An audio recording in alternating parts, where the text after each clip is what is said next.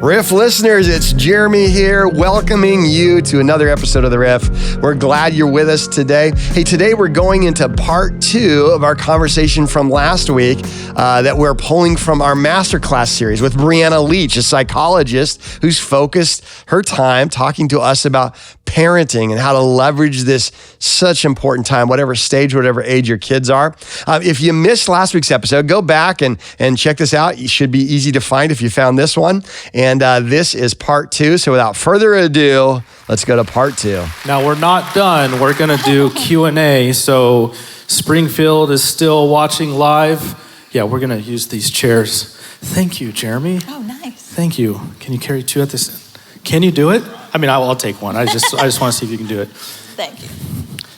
Now, Springfield's going to see these nice new Nixa chairs and get jealous, but that's okay. This isn't about jealousy. It's about parenting. So there's a lot of questions. You did a great job. Thanks. Really appreciate it. And I know you're like, you want to go deeper into some of these. Let me start with this one.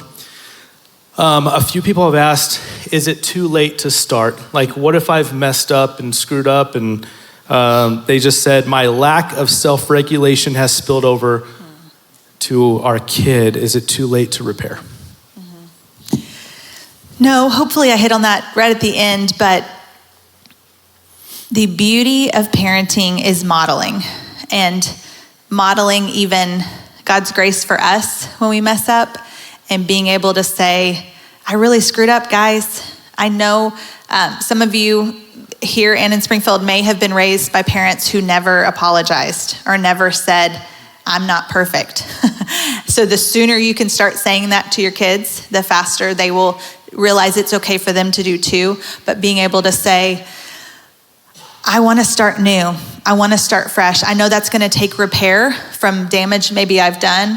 And just saying exactly what's in that question of, I'm sorry that my anger or my reactions or my lack of self-regulating has spilled over. This is very common when people start therapy to learn new skills, and they're like, I've never had this before, and I'm so sad I missed out on time for that. So it's okay to grieve what you thought, again, expectations of what parenting would look like, and then start new, but it's never too late. So we didn't need to know all this coming into this? No. No, okay. Because the car rides, if you have kids, to get your kid here, I know we're not going to say all of those were self-regulated, Yeah. right? No, myself included. But they can be on the way back. They can be. Yeah. They can be. Okay, how might my relationship with my parents affect how I parent? Oh. Not at all. Not at all. Nope, you walk in clean slate. No. Without any exception, your experience as a child will directly impact how you parent. So whether it's intentional or not, it will impact. And a lot of work that I do with adults and with moms especially is reparenting your younger self that wishes they would have had some of the things maybe you're giving to your children, which is a beautiful gift that you're being able to break some cycles maybe. And then also being able to be thankful for things that you did have. Again, when you're in that stage where you're establishing what's important to our family, what's important to me as a parent, you can look back to your history and your experience, and then also start fresh and say, I'm not gonna do some of those things, and I will do some of the other, but without fail, the way you were parented will directly impact the way you parent. A lot of people are asking for resources, so let me just say this to Springfield and to everyone who registered. If you didn't register and you just showed up, you'll have a chance to write down your email and we'll still send you this resource. But our team put together a digital resource kit for parenting. And it's not like gonna make you the best parent ever. It's got a list of podcasts. Your podcast is on there. So if you're like, I really like listening to her, she has a podcast. I know you said you've taken a break for a while, but you have a lot of episodes on there. We have a lot catching up to do. Yes, there's a lot. So there's podcasts on there, there's book recommendations, there's ways to connect. All of that's already been emailed to you. So as far as resources go, just know that you do have that in your inbox now. Mm-hmm. Okay, I do wanna enter kind of a category that we're getting a lot of questions on, single parents. Yeah. That's exhausting, it's hard. What advice, this one question says, what's your best advice for single parents? And then I'll get into a few specific questions. I was raised by a single mom, so single moms are my superheroes. I have a big heart for single moms and single dads too, because again, isolation. You feel alone in a lot that you're doing, and there is no clocking out. You're on 24/7. So finding ways without guilt of refreshing yourself, doing things, self-care, people think massages, all that, but doing something for self-care, it's actually just activities that make you feel fully you. So whatever that can look like on a daily basis, whether it doesn't have to be saving for a big vacation, but self-care to me is step one, being able to regulate yourself and how do I feel?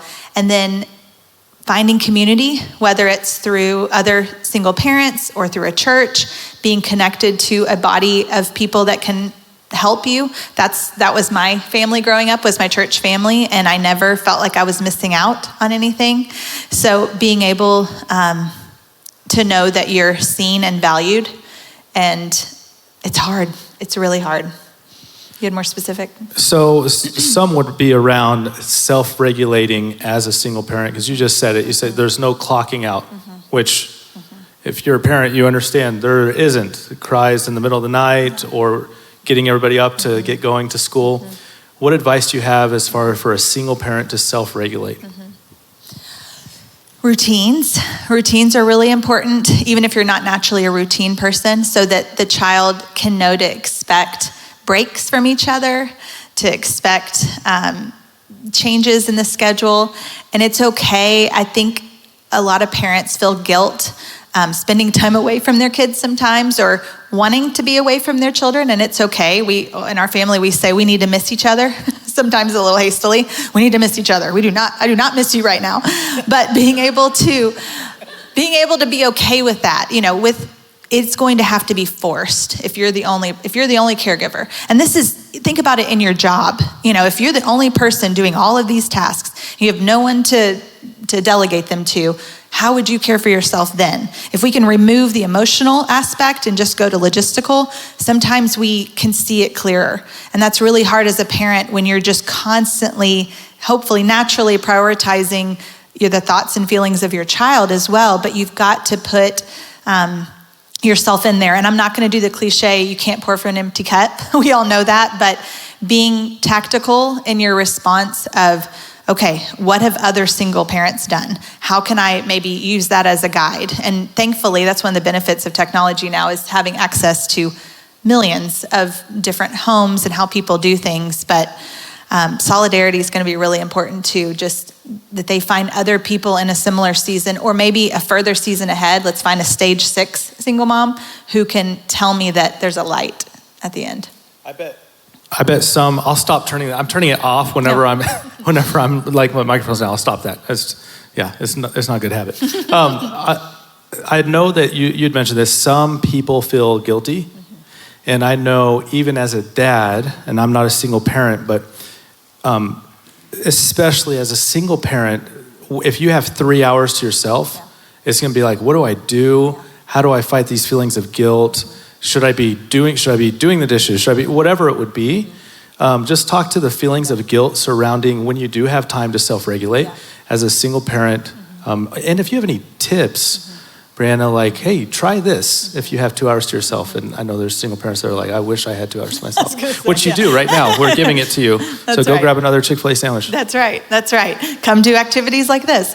And that would be a very tangible, practical way is get involved or participate in as many things that offer childcare as possible, so it's built in. Going back to what you said, though, about how do I move past that guilt? I think it's easy to forget that, again, we're raising adults.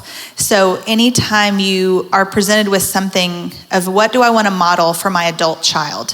So even if they're 7, what do I want to model for my adult child? If my daughter Meadow gets 3 hours to herself in her 20s, will she have an example to look back on that mom had a hobby, dad had a hobby, we did these other things? And so they can see that that's been modeled in their home. Because if it's not modeled in your home, they'll take external influences and look at what the other people are doing. But it kind of gives you more of I'm an educator in this standpoint. I'm educating my child on what an adult does with free time. This is what you can do with your free time. And then practically, like I said, looking for ways to try out different things. I think that's something the pandemic taught us of maybe I'm not a bread baker. Maybe I do something else, or trying different hobbies. And again, not having the time to yourself. Sometimes it will just have to happen with the child, maybe. Let's try something new together. And then this is something I pursue on my own, or this is a class. I know libraries offer a lot of free classes, and community centers. You know, we live in Ozark, and the OC has great childcare, and a lot of places even have scholarships or programs available for single parents because they want you to have the break that you deserve as well.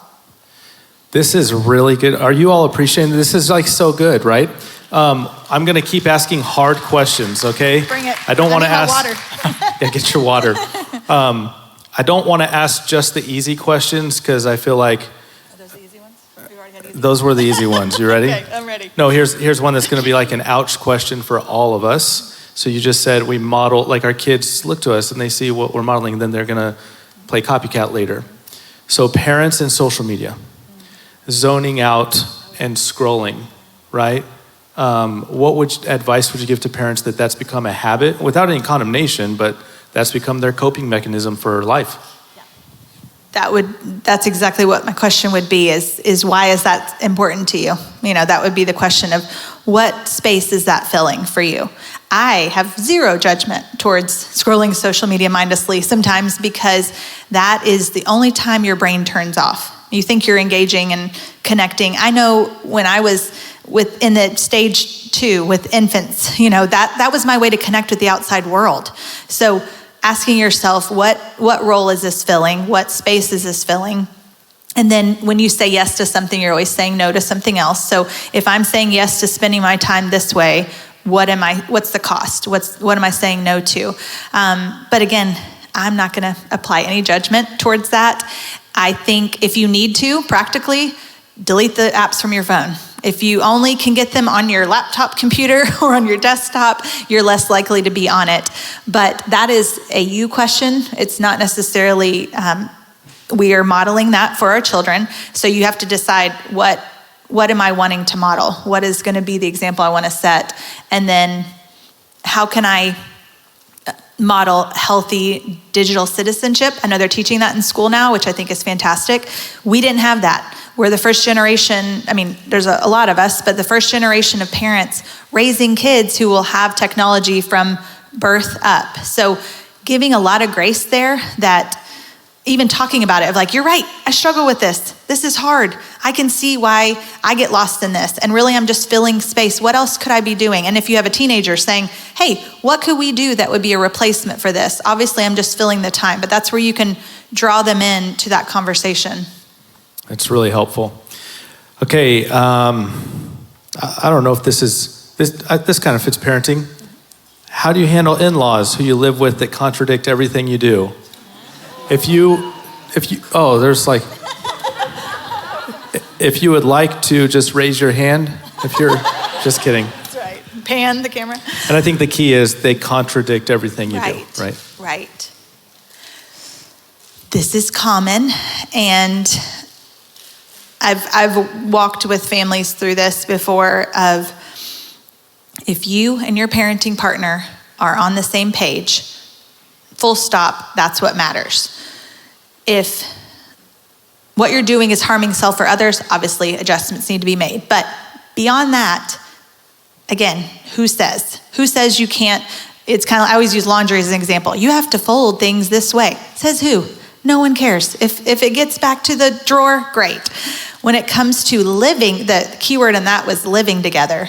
That's really difficult. But this is going to be a family meeting, managing expectations talk that's going to be very uncomfortable. That you bring the in-laws into, right? Yes. This is the 4 adults speaking together. This is kitchen table. Maybe go somewhere neutral, go off-site. Maybe bring a professional in that can be a mediator. Hopefully you can just have a conversation with them, but just saying, man, we feel like we get cut off at the knees every time, especially sometimes the behavior is in front of the kids. of, why do you do that? Why is that important to you? We never did it that way. And so you feel like you're cut off at the knees of even your authority. You can't be the queen if there's someone competing for your throne. So it's really difficult. And being able, again, you and your parenting partner, this would be your spouse's parents, you're going to have to, I would start with the spouse going directly to his or her parents. That's going to be step one, because they're not going to listen to necessarily the in-law as much. But if the child of the parents that's causing the conflict can speak to them first, that would be the first line of defense. And then the four of you talking and just saying, we so appreciate, especially as a spouse saying, I love the way your parents raised you. We're going to do it the way we want to. We want the freedom of that. And maybe you had someone speaking into you, and how did that feel? And just trying to relate and adjust those expectations. Okay, how about 2 more questions, but there's like 30 more, okay? So tell me your opinion on cell phones and social media. Appropriate age for a smartphone. So your opinion, no right or wrong, unless you're like, no, there is a right or wrong, then I take it back. No. The older I get, the less my stack of absolutes, the shorter my stack of absolutes gets. So I don't believe there is a right or wrong. I think you have to know your child. I think that is first and foremost. And with our oldest, we told him from a young age, trust equals freedom. If we trust you, we're going to give you a lot more freedom. So if we don't trust you, we're going to pull everything back. So when he went to a different building school than our younger ones, we got him a phone because I wanted to be able to see where he was at. He was doing different transport. It was a logistical thing more than anything. Now, it was a dumb phone where he couldn't get on other things and he could just call and text basically. But I do agree with the national campaign of wait till 8th. That's a solid stance to have, especially for social media. Social media, I would say wait till they're 18. Again, their brain is not fully cooked. They are putting things out there that they can never. Or their brain is fully cooked. Right? That's right. Your launch child at 24 should not have social media. That's right. But being able to, it goes back to you are the expert on your child. So I don't believe in blanket advice just because there's always an exception. There's always a reason that we did it this way. And again, if you and your parenting partner or you as a solo parent feel confident in your decision, go for it. Okay, advice when one parent is more of the disciplinarian and the other is like the comforter. So let me wrap this up, and a lot of questions are coming in. When it causes a lot of friction in the marriage when parents aren't on the same page with each other. And then you're like trying to rebuild your marriage or heal your marriage, whatever we want to use there, while you're trying to get on the same page. That just feels hard and like a tornado. So what advice would you give to that scenario? You did save a big one for the end. No, that I sympathize with that person submitting that question. I applaud your bravery to even admit that this is what we're dealing with. And I don't know if the submitter was the good cop, bad cop, which one they are, but again, it goes back to expectations and even comparison within your own parenting team, comparing that you're going to do things differently and there's no morality attached to it. There's no morality attached to the way, again, as long as it's not hurting yourself or someone else, there's not a good way to do it and a bad way to do it. And we fall into those camps. And so understanding your children and knowing that sometimes they need the stricter discipline and sometimes they need, the party hype person, but addressing, being open about this conflict of, hey, is this something we can figure out ourselves, or is this something we go talk to someone about? Is this something we find maybe mentor parents that can help us kind of walk through this? And then always going back to why? Why is that important to you? Why is it important that we're balanced or that looks a certain way? Are the kids okay with, one or the other? And again, there's always follow-up questions. I'm a counselor, but being able to say, again, depending on the stage of your children, maybe they're teens, and being able to say, okay, when we are in crisis, who do they go to?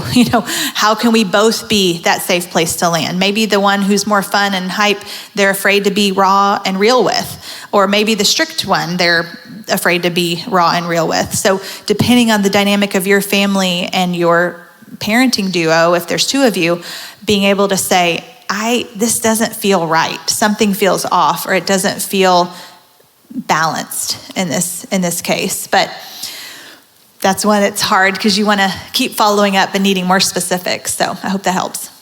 Yes. Now, what I'm tempted to do is be like, okay, so I have a 10-year-old and an 8-year-old, and I have so many questions, mostly about my 8-year-old. But we're not going to do that, okay? But welcome to the private counseling session. Yes, that's right. I know I said 2 questions. One book, one podcast, just one thing that you're like, hey, if you haven't read, this is helpful. If you haven't, and that it's changed over the years. Sure. It's changed. I would say 2 things. So one Instagram account and one book. Oh, that's good. Yeah. Instagram The account. Whole Brain Child by Dan Siegel is fantastic. That helps you understand developmentally where your children are at. And it just, sometimes when we apply science into a world that's been fueled and driven by emotion, it helps balance things out a little better. And then the parenting account that I adore, her name is Mary Van Geffen. It's a long name. I'll send it to you guys. Maybe we can add it. Okay. But she has coined the term the spicy child.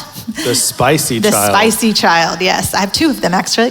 But the spicy child, because I'm not a big fan of strong-willed child, because everyone has a strong-willed if you're pushed hard enough. There's no weak-willed children.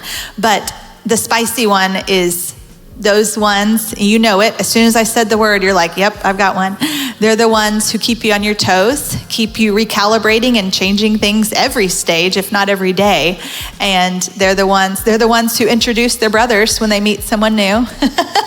So being able to understand them and celebrate a child who would normally be met with a lot of judgment from other parents, and even judgment from yourself if they're not like you or you don't see your little self in them, and that's common. So those are 2 that I really enjoy. That's great. Mary, what is the?